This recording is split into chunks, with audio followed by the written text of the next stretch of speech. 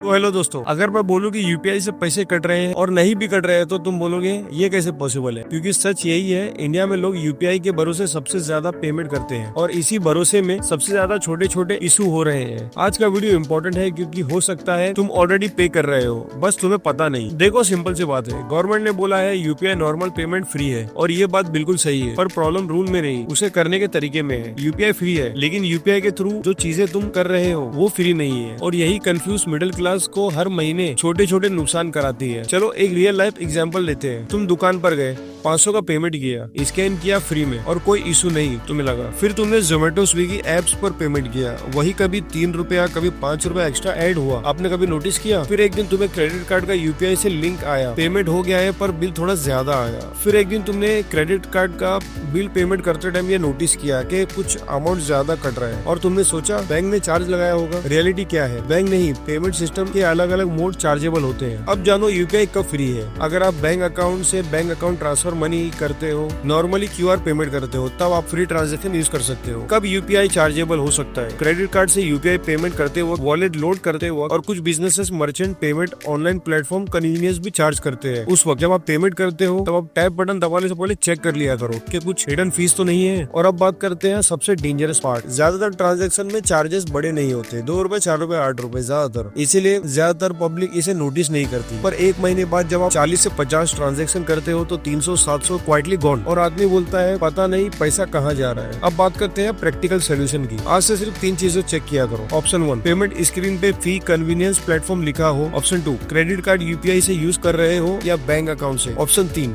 Wallet order select तो नहीं हो रहा कहीं आपका। बस इतना करोगे तो ज्यादातर इन चीजों से दूर रहोगे। अब बात करते हैं मेरे फाइनल वर्डी की। यूपीआई अनसेफ नहीं है, यूपीआई डेंजरस भी नहीं है। डेंजरस है build trust plus fast payment habit. Digital payment smart लोगों को रिच बनाती है और केयरलेस लोगों को कंफ्यूज। अगर तुम चाहते हो पैसा कंट्रोल में रहे तो सिर्फ कमाना नहीं, समझना भी पड़ता है। ऐसे हिडन मनी लीक मैं रेगुलरली बताता हूँ। चैनल सब्सक्राइब कर लो वरना मेहनत तुम्हारी होगी और फायदा सिस्टम का। बाय।